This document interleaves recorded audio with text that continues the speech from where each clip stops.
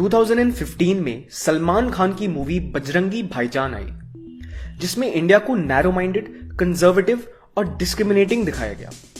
वहीं दूसरी तरफ पाकिस्तान को ओपन माइंडेड और नॉन डिस्क्रिमिनेटिंग दिखाया गया। उस मूवी को देखने के बाद IIM अहमदाबाद के एक प्रोफेसर ने एक रिसर्च टीम तैयार की। उस रिसर्च टीम ने 1950s से लेकर 2010s तक के बॉलीवुड मूवीज का एनालिसिस किया। उस एनालिसिस के कुछ पॉइंट्स ये हैं। 74% of those films presented the Sikh community as laughable. 58% of the corrupt politicians had a Hindu Brahmin last name. 62% of corrupt businessmen had a Vaishya last name. चलो ठीक है, सारे ही कम्युनिटीज को बुरे लाइट में दिखाया, लेकिन नहीं। The hypocritical thing is that 84% of Muslims in the films were shown as strongly religious and honest. और अगर किसी को क्रिमिनल दिखाया भी गया तो ये दिखाया गया कि भाई दिल का सबसे अच्छा है। फिर उस रिसर्च टीम ने ऐसे 20 बॉलीवुड फिल्म्स को एनालाइज किया जो पाकिस्तान में बेस्ड थे, यानी मूवी की सेटिंग पाकिस्तान में थी। In 18 of those 20 films, Pakistan was projected as open-minded, welcoming and courageous. चलो ठीक है, किया। लेकिन उन्हीं मूवीज में इंडियंस को नैरो माइंडेड, अनवेलकमिंग और कंजर्वेटिव दिखाया गया। ये वही बॉलीवुड है जिसमें गुंडे, मवाली और अंडरवर्ल्ड के लोगों को तिलक लगाए हुए दिखाया जाता है। वहीं दूसरी तरफ मास मर्डरर्स और कन्वेक्टेड क्रिमिनल्स को ग्लोरीफाई और ग्लैमराइज किया जाता है।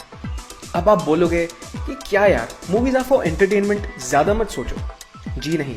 फिर उसी रिसर्च टीम ने स्कूल्स में एक सर्वे कंडक्ट किया और उस सर्वे से ये पता चला कि 94% बच्चे ये मानते हैं कि बॉलीवुड की स्टीरियोटिपिकल रिप्रेजेंटेशन ऑथेंटिक है। उसी रिसर्च ने ये भी बोला कि रिसेंट डेकेड्स में हिंदूज को स्टीरियोटाइप करना और भी ज्यादा बढ़ गया है। अभी रिसेंटली बॉलीवुड में एक टर्म को बहुत ही एफिशिएंसी से मार्केट किया जा रहा है, हिंदू टेरर। अनुराग कश्यप, जिसने सेक्रेड गेम्स में हिंदूज की धज्जियां उड़ाई हैं, उसने इस टर्म को ट्वीट भी किया था in a public display of his Hindu phobia. वहीं दूसरी तरफ बॉलीवुड की सेलिब्रिटी प्रियंका चोपड़ा के प्रोड्यूस्ड शो क्वांटिको में अमेरिका में एक टेरर अटैक के पीछे रुद्राक्ष पहनने वाले हिंदू को दिखाया गया। Quantico was a show specially made for Priyanka Chopra and produced by her, so please it was in her control to say yes or no to that script. Priyanka defamed the very country that gave her all the love and made her famous. Unfortunately, even she turned out to be Hindu-phobic. मैं इन so-called Bollywood celebrities से सिर्फ एक question पूछना चाहता हूँ। Name one terror attack that has been carried out by people of the Hindu community across the globe. सब जानते हैं कि इंडियन कम्युनिटी पूरे ग्लोब में फैली है और इनमें से मेजॉरिटी हिंदूज ही हैं। तो इनसे किसी देश को प्रॉब्लम क्यों नहीं हुई? क्या पेरिस अटैक्स हिंदूज ने करवाए थे? यूरोप में रेप्स और मास शूटिंग्स हिंदूज कर रहे हैं? किस हक से अनुराग कश्यप ये बोल रहा है कि हिंदू टेरर इज इंक्रीजिंग? किस हक से प्रियंका चोपड़ा एक पूरे कम्युनिटी को दोष दे रही है अपने शो में?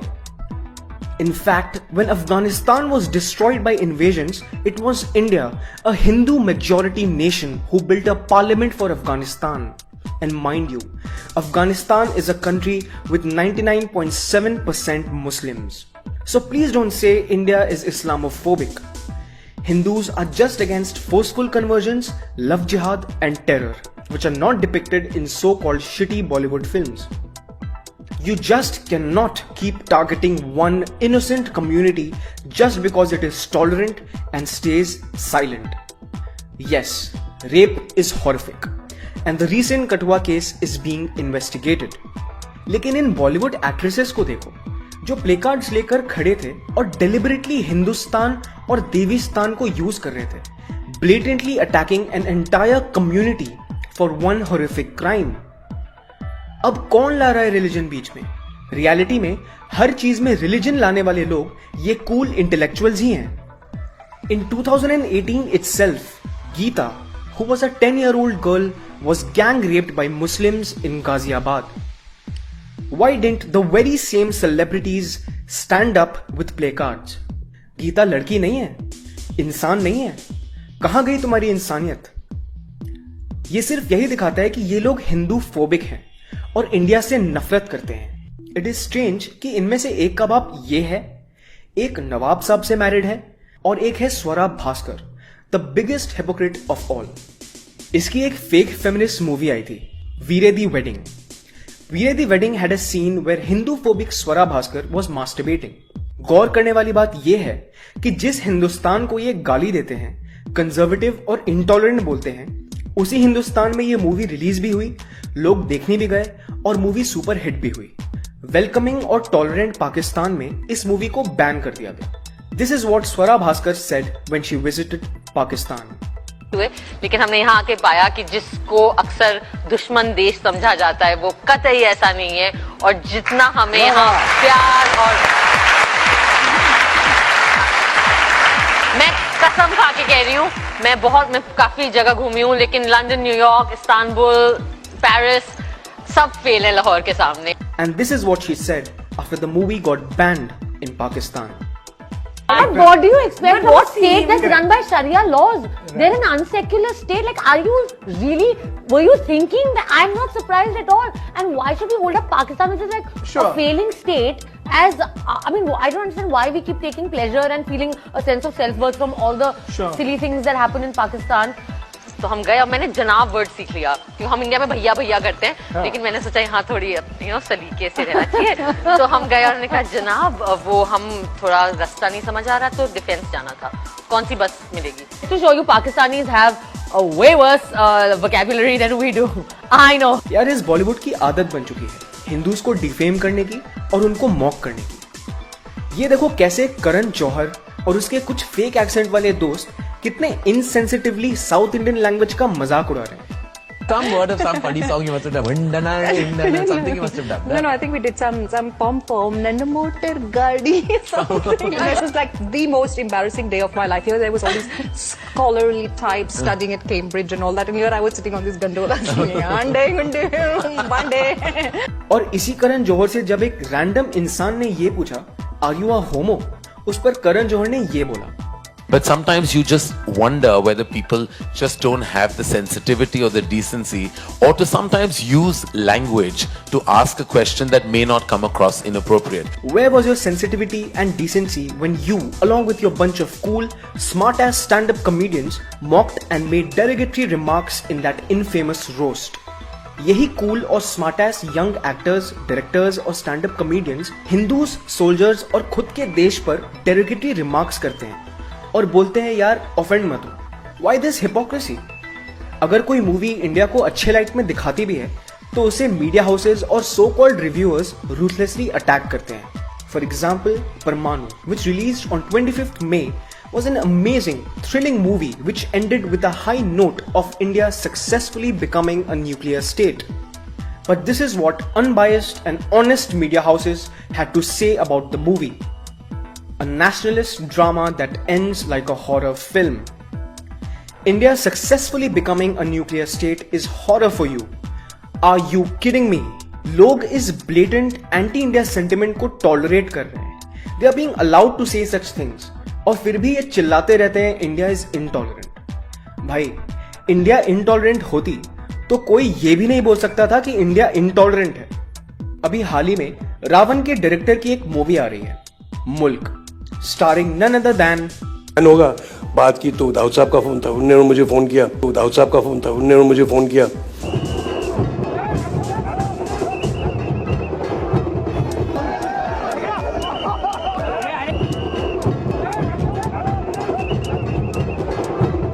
उसके प्रेस कॉन्फ्रेंस में तापसी पन्नू ने ये कहा, डिस्टर्बिंग है, इसलिए मैं बताती हूँ क्यों मैं इसका आंसर देती हूँ।